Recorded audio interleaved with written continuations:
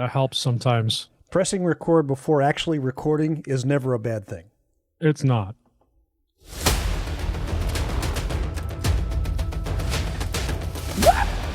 No, it's back. Give it to the quarterback. No, we got the running back. Well, look at this. Two of my favorite people in the world talking to each other. Straight off the couch. I'm exhausted. I'm not. We had a week off, so I'm a little rested. But before we get too far into this, let me bring in my broadcast partner, the aristocratic and amiable Adam Weidel. Adam, how are you, bud? I'm good, buddy. How are you doing? I'm on this side of the dirt, so I'll be honest. I could be better. A week without football feels like what's going to happen after the Super Bowl. We have to learn to live with. It'll be okay. It'll be okay. It'll be fine. We go through this every year. I'm here for you if you need me. I won't need a suicide hotline or anything like that. But man, it's we get the season going. We don't know who's who. 4 to 6 weeks happen, and the teams start coming to the forefront and things start to shake out.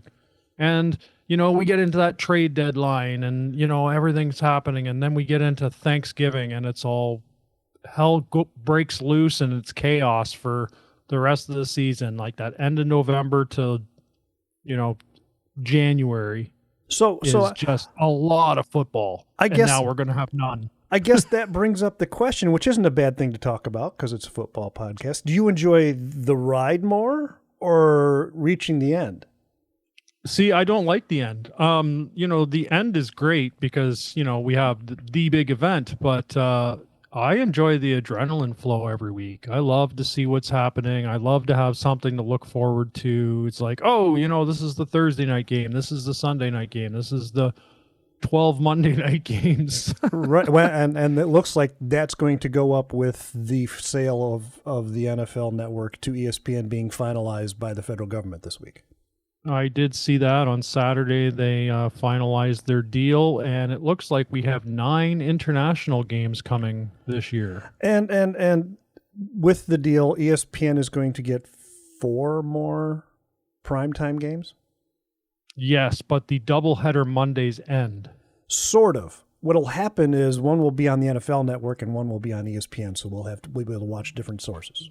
So they screwed us again. I don't like watching 2 Monday night football games. I know you don't, man. I know you don't. It's that's my kind of like, oh, okay, cool. Sunday's over and it's back to work and all that stuff, and it's like Monday night's kind of the thing to watch, like some people that used to tune in on Thursdays at prime time to catch like an episode of Friends or something. Well, since you brought it up, let's talk about that international thing that's going to change this year, which is kind of odd. There's going to be a game for the first time ever in Paris. Yes, where we are going to have the Browns visiting the Saints. There's going to be a game for the first time ever in Rio, Brazil. They've had them in other cities in Brazil, but not Rio de Janeiro. Yeah, that one kind of shocked me because I was just like, haven't they done Brazil before? But yeah, it's just Rio. It's just Rio. And the other, London is going to have 3 games. Madrid. That's their, Jacksonville Jaguars 3 times. Then you get Madrid, Spain. That's they've had them there before, but not in a couple of years. Mexico City, Mexico, which I don't know why they don't do more often. And honestly, why don't they have a game in Quebec or Montreal or something too? Or Toronto. Yeah. One of the Canadian cities, right? So Mexico. Then we got Munich, Germany. They've had a lot of games over in Munich. Then, as we discussed, Paris, France, Rio, Brazil, and the other new one that I can't get my head around. The logistics is going to drive somebody crazy. Melbourne, Australia. Yeah, I mean, there's NFL fans all over the world, but it's a 12-hour flight to Australia. That's from California too. That's not like if you're on the West Coast or in the middle of the country or the East Coast in the middle of the country. Yeah. And then coming back, you have that severe jet lag. I calculated it, and it looks like it'll be a 30-hour flight. Like, it'll still be like an 18-hour on the flight, plane, right? Yeah. But you're losing an additional 12 hours of time on top of that. Like, you gain it on the way there. But the thing I said to you that I thought was really interesting about this distance is that teams will get their bye week on the flight back. And even if you schedule the bye week after that, that's a lot of jet lag to catch up to for these athletes in the middle of a season.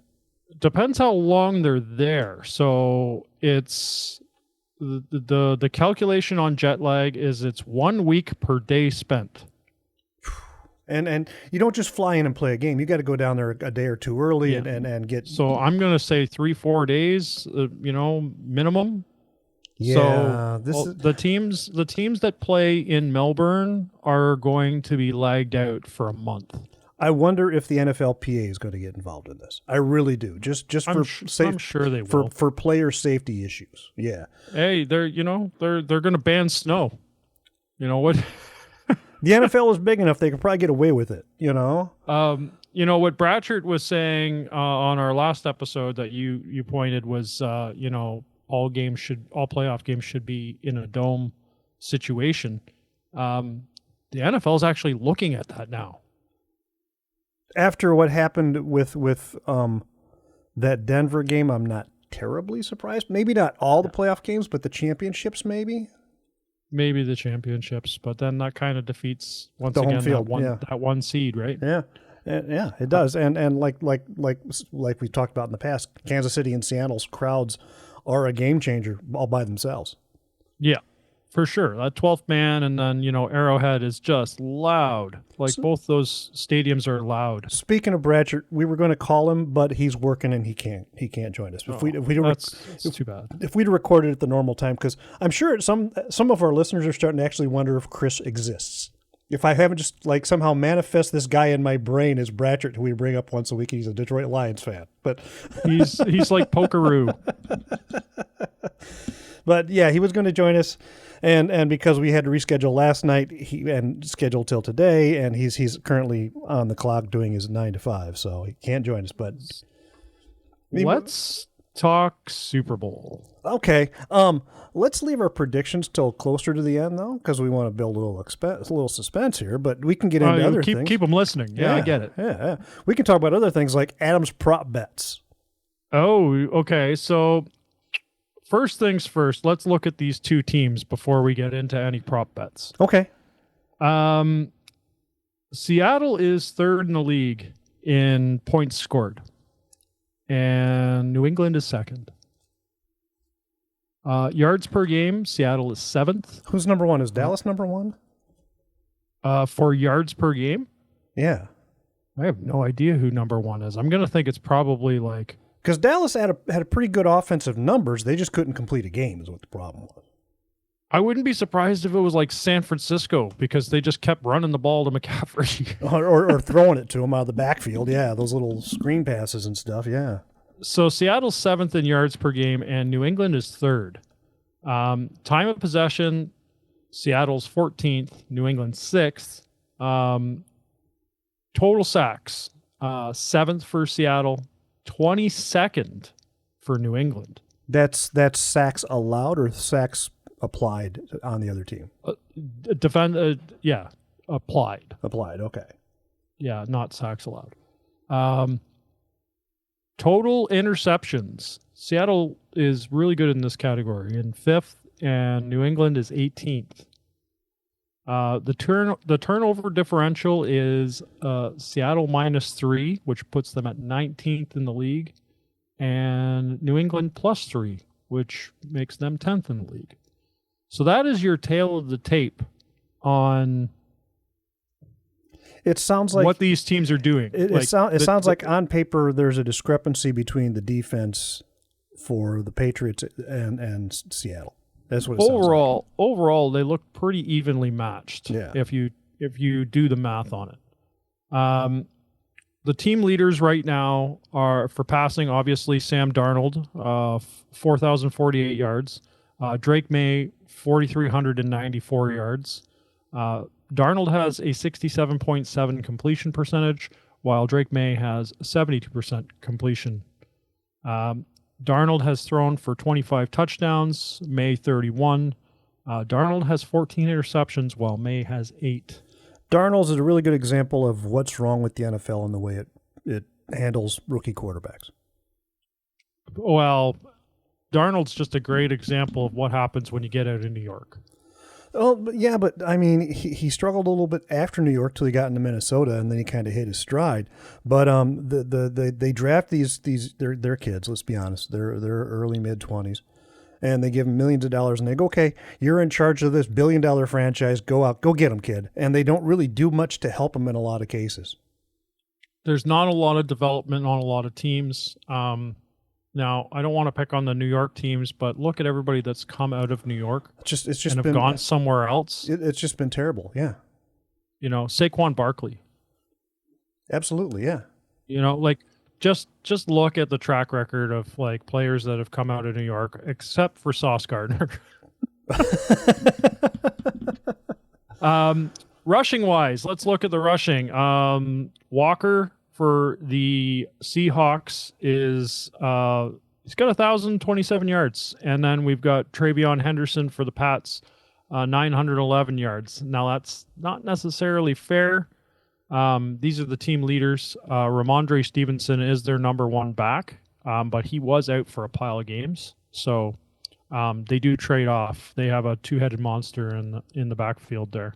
I think that's the way a lot of teams are going after Detroit showed it could be done effectively with Sonic and Knuckles, Even Atlanta, when they had that Super Bowl run, they had a two-headed monster in the backfield, and that didn't look stoppable. And then a lot of teams started doing that.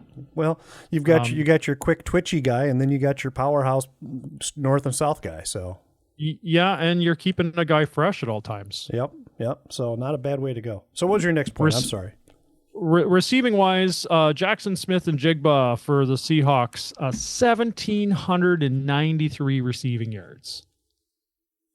That's insane.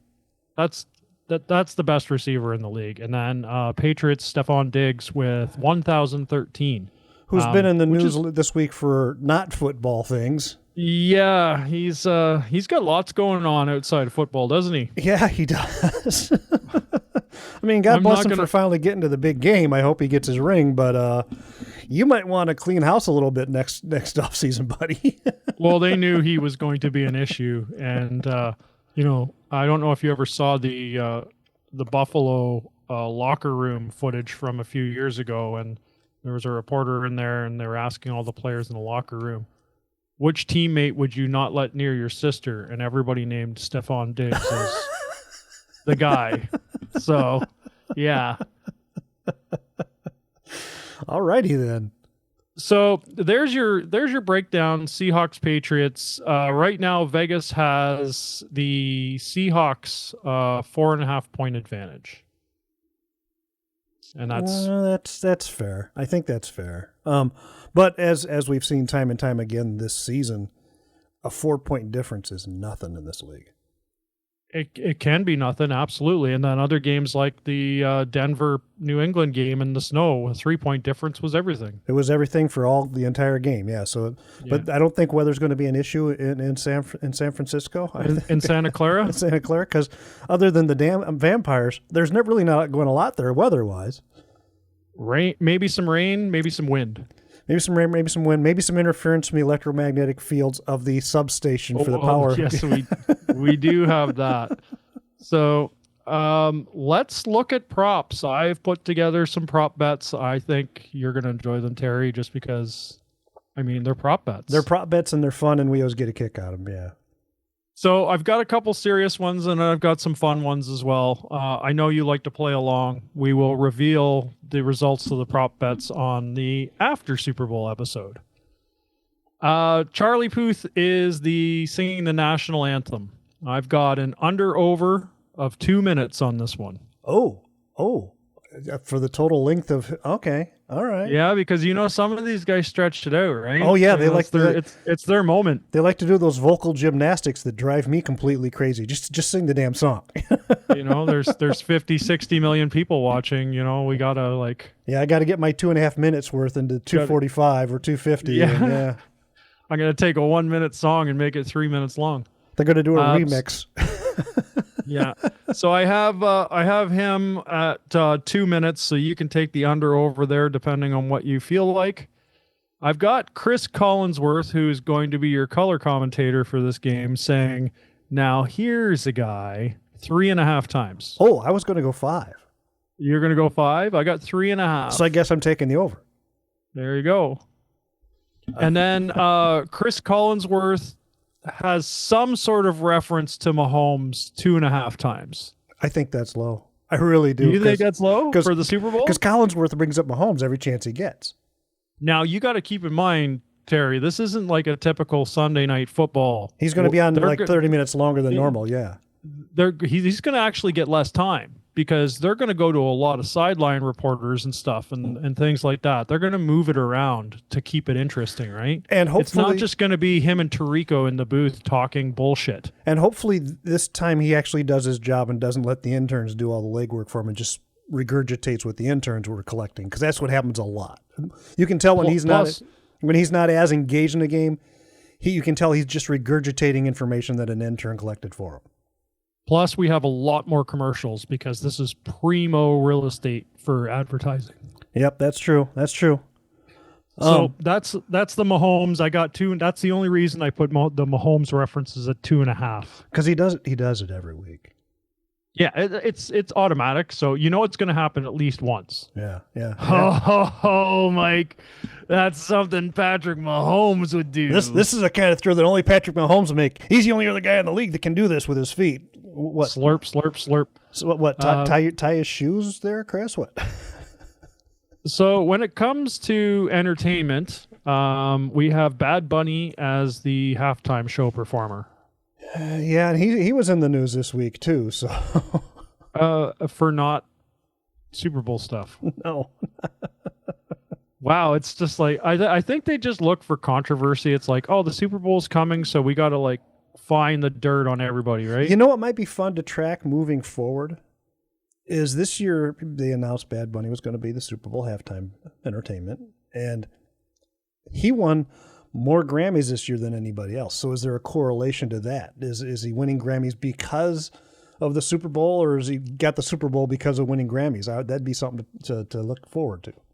Yeah, we'd have to do like the whole like linear graph on that to see like, okay, when did he win the Grammy? When was he announced? When was he nominated? When was he announced? When was he nominated? And look and just see what the curve is on that. Yeah. But that's a good point.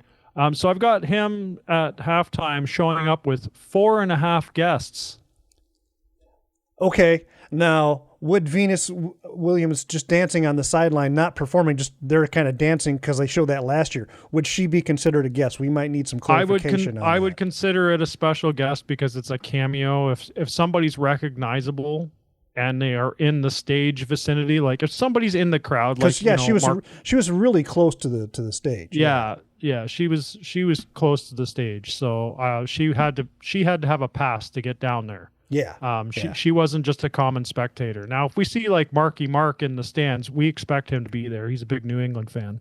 That doesn't count. Right. Or you see him in a skybox or something. That doesn't count. He's got to be that doesn't count. It's not a Tay-Tay sighting, right? Within 10 yards of the stage? Yeah, you got to be. You need a special pass to get past security. That's the special guest line. So I've got 4.5. What will you take there? Over or under? I'm going to go over because they like to sneak in. Here's Madonna, and she's just going to do like 1/10 of 1/8 of a bar, and then they're going to bring in Weird Al Yankovic, fly him in on a wire with his accordion, and then there's going to be Lawrence Welk's hologram on the sideline, and. Yeah, I'm going to take... So the reason I went 4.5 on this is that I looked at Bad Bunny's songs that were popular in North America. There's different charts for different different regions, areas, right? He's very popular in South America, obviously. All his songs are basically Spanish. How did he get popular in North America? Well, he always has a featuring artist. Well, that and he's Puerto Rican, which is considered an American citizen. Yeah, so always a featuring artist on his tracks. So that's why I went with 4.5 because he's not going to get everybody that he featured did a song with. No, the logistics of that would be crazy. But they've done shit like that before, so who knows? Game time stuff. First score. I'm going to call it a field goal. I think the first score is a field goal. Okay. I believe the total points in this game, I give you an over-under here. I am marking this game at 48.5 points. I was going to say 45, but 48, it's close. I mean, but that three and a half points, it's field goal, you know? Yeah. 48.5 is what I've got it. Trick plays. I've got 2.5 trick plays in this game. Yeah, because neither one of these offensive coordinators really goes deep in the bag like, say, Ben Johnson does. Yeah, but we don't have the whole 2025 Detroit Lions or the 2024 Detroit Lions or but it is the Super Bowl, and there's things that weren't on film that they're going to want to try and slip in. Exactly. So yeah, that's a good call. These teams are not big trick play teams, and I think they both got something in the bag. That's a good call. That's not on tape. I also have an under/over for the kids. I've got 465 total passing yards. That's 232.5 yards per quarterback. But these are two really good passing defenses, man. Yeah, that's good luck hitting that line, buddy. Yeah, well, we'll find out next week. My second last one is I've got 1.5 missed kicks. Oh, yeah. The doink or the double doink or just the wide right. Yeah. Yeah. Missed kick, missed PAT, missed field goal, whatever. That became an issue like midway through November for everybody. Yeah. Yeah. So, but this is the Super Bowl, and I expect those kickers to be phenomenal, especially. But we could have rain, we could have wind. We don't know. It's probably going to be sunny and beautiful, and it's California. Right. And then finally, I've got a non-QB passing play, 1.5. I've got it marked as. Now, would that fall under trick play? It could fall under trick play, but I didn't want it to be just a direct snap. So I wanted to be very specific about this. Okay. And all right. It's a non-QB passing play. So we'll see somebody other than the quarterback throw the ball. And you have that at what, 1? 1.5. Yeah. 1.5. So you either pick 1 or 2. All right. And that is my props, and we will have the answers to those next week. So stay tuned. Do you want to get into the coaching carousel now? Yeah, we can talk coaching. Because I haven't been really paying a huge amount of attention to it because lately it's just been Giants. Well, the head coaching positions have all been filled at this point in time. The last one was filled over the weekend. Give us an update. So the Bills went with Joe Brady. Steelers went with Mike McCarthy. Ravens went with Jesse Minter.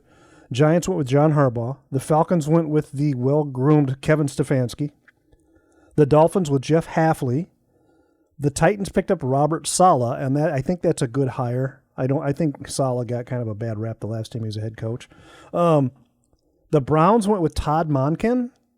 Yeah. Weird. The Cardinals went with the LaFleur family straight off of the McVay tree. They went with Mike LaFleur. Yeah. Wasn't he working in L.A.? He was L.A. He was like the quarterback coach. Yeah. And the last one to be filled was the Raiders picked up Clint Kubiak. I don't think that's a bad play. I don't think so either. Kubiak's a good offensive guy, and they're gonna score more points at least. And when you got somebody scoring points, the Raiders got work to do. Yeah, the Raiders don't have a coaching problem; they have a player problem. Yeah, but if you can put points on the board and Crosby causing all sorts of chaos for the defense, you have a chance to win more games. I would love to see just either Crosby go to Cleveland or Myles Garrett to go to the Raiders and just have the two of them together. Oh, that'd be funny. And you don't need any other defensive players, just the two of them. And just an interesting side note, today it was announced that the Giants have picked up Matt Nagy for their offensive coordinator. I saw that and I just about threw up. Yeah. He sucked when he was a head coach here in Chicago. His quarterback he was on Kansas City. Well, Kansas City, but he's OC in Kansas City, but we all know who's running that offense in Kansas City. Yeah, but look at how well Kansas City did this year. Well, in my opinion, he's basically a quarterback coach for a multi-generational talent. Yeah. But Mitch Trubisky said after they broke up that he didn't spend a lot of time coaching Mitch Trubisky on how to do the job. So the big thing for me out of all these coaching hires, we'll see how they shake out next season. But the big kind of like question mark over my head is, why did Buffalo interview Joe Brady first, the offensive coordinator, and then go through like 30 other interviews? Basically, anybody who was out there looking for a job. And interestingly, I don't want to sound like a conspiracy guy. Interestingly enough, I don't think they interviewed one black candidate, which they're supposed to according to the Rooney Rule. That's right. That's right. So Mike Tomlin still doesn't have a job. I don't think Tomlin wants. I don't think he wants to work. We don't know if he wants a job. Yeah, I think he wants to take a year off. That's what that's the vibe I'm getting. Well, you can look at Mike Vrabel's story, and since we're talking Super Bowl, we've got a first-year head coach going to a Super Bowl. He did pretty good with the Titans. He took them to the playoffs multiple times. He has one AFC championship under his belt as a coach. Yep. And they said, "You're not good enough. Bye." And they've sucked since then. By the way, the Titans have just they haven't been good since. Yeah, but they've been miserable since then. What happened is Vrabel picked up a job with the Cleveland Browns and I think it was like a liaison or something. He was linebacker assistant coach or something like that. Yeah, like he was just like a counsel to the coaching staff. Yeah. And he got to sit in the rooms and he got to watch tape and he got to see how another organization does business. Not saying that they're a great organization, but he got to see how it worked from a different perspective. You can learn from negative information. So, and might not have been negative information. They may have had some good systems in place, just poor execution. Right. So he learned. He took a year and humbled himself, and he went to the Browns as like a consultant, and sat in rooms and talked to players and talked to coaching staff and probably talked to front office and did a whole bunch of things and learned how that organization worked, and then the job came up in New England where he has 3 Super Bowl rings, and of course he's going to take that as a head coach. So these coaching hires are probably good for these teams. They weren't going anywhere. Pete Carroll in the Raiders, I mean, he got handed a raw deal, but fuck can he run. He needs to just retire. He's like 75. Yeah, I don't think it's not that he doesn't have knowledge, but the league is going toward younger coaches because they can connect with the players better. And I think how do you relate to a 22-year-old player when you're 75 years old? My grandson's your age, and he just got his. You know what? He likes that Minecraft thing. He likes that video game, the Minecraft. When I was playing football, we had to take our touchdowns uphill both ways. Yeah. Yeah. He's got one of those PP6 game things, in his bedroom that he never comes out. Do you do that? Do you got one of those PP6 game things in your bedroom? Yeah. So the Clint Kubiak hire makes sense there. He's got some youth to him. The one that doesn't make any sense to me is the Cleveland hire.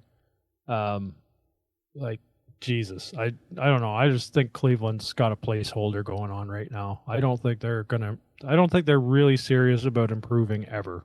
No, it's kind of too bad because Cleveland, the Browns, admittedly, this isn't the same Browns franchise as the original Browns franchise as the Ravens, but Paul Brown did so much to help this league become what it is. And his namesake team, the Browns, they've kind of become the laughingstock in the last decade. It's because they're not the real Browns. The real Browns actually play good football. Yeah. So it's weird. All right, I guess it's that time of the show, Adam. Where we got to pick? No, we're going to talk about game day food. Oh, cool. Because over the weekend, I don't know if you noticed, I went ahead and did the food thing for you, just for you. I heard my name mentioned too, and I was just like, there it is. Because I knew you were I went to Selena and I said, what do you want to eat, babe? And she says, well, what are you thinking? And I gave her a list of 3 things, and she goes, I want barbecued pulled chicken. So I did barbecued pulled chicken. Right on. You know, Pulled chicken's great. Yeah. And this coming Sunday, I'm going to get a big thing of Italian beef, and I'm going to doctor it up, and we're just going to do Italian beef sandwiches. I'm doing a bunch of things. I am making homemade pizzas. I'm doing wings, and I found a recipe for something that I really like. That looks like I like it. I don't know. Nacho football deviled eggs. Nacho football double day. Okay. Yeah. So you know how you do deviled eggs, right? Yeah. Okay. So you take the whites and you dip them in flour, and a mixture of flour and paprika. Yeah. Okay. Give them the old egg wash, and then dip them in crushed nachos. Deep fry the sumbitch. That's a lot of work just for the yellow of the egg.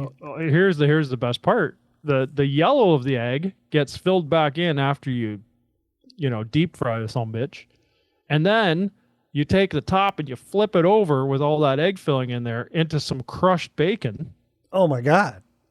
And then it sounds like it's hitting on all the cylinders at least.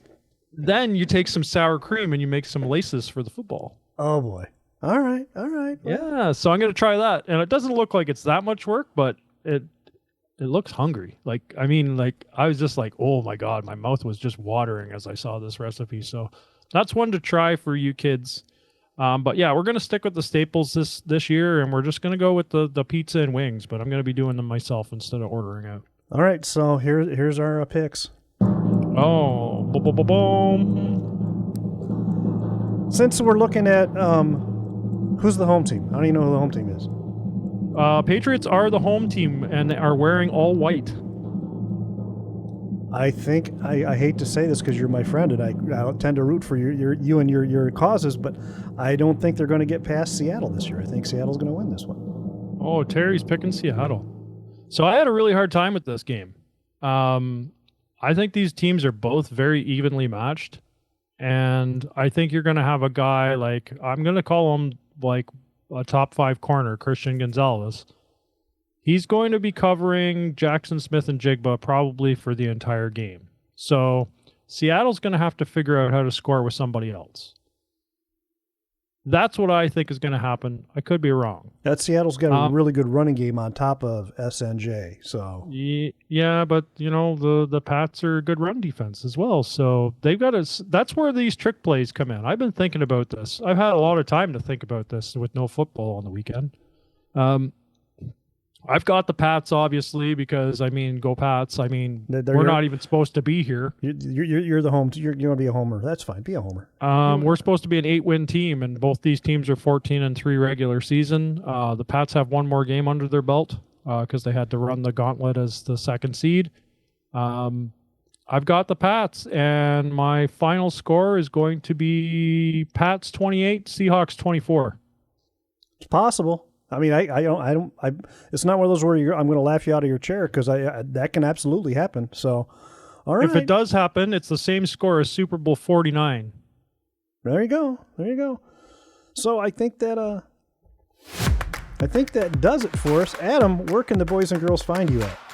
Oh, they can find me at Adam Off the Couch on Instagram and the X, and you can find us both on Straight Off the Couch on Facebook or Straight Off the Couch Podcast on Instagram.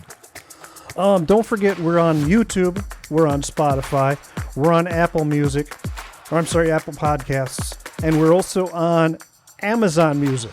We keep forgetting Amazon Music, and that's a lot of people use it. So Amazon Music. There's like 22 other platforms we're on as well. I just forget to mention them. Those are the big 4. Yeah, those are the big 4.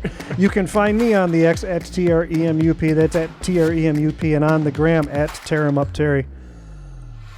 For my broadcast partner, don't leave things unsaid. Check on those you love. Enjoy this last game of the 2025 campaign. Have fun. Go Pats.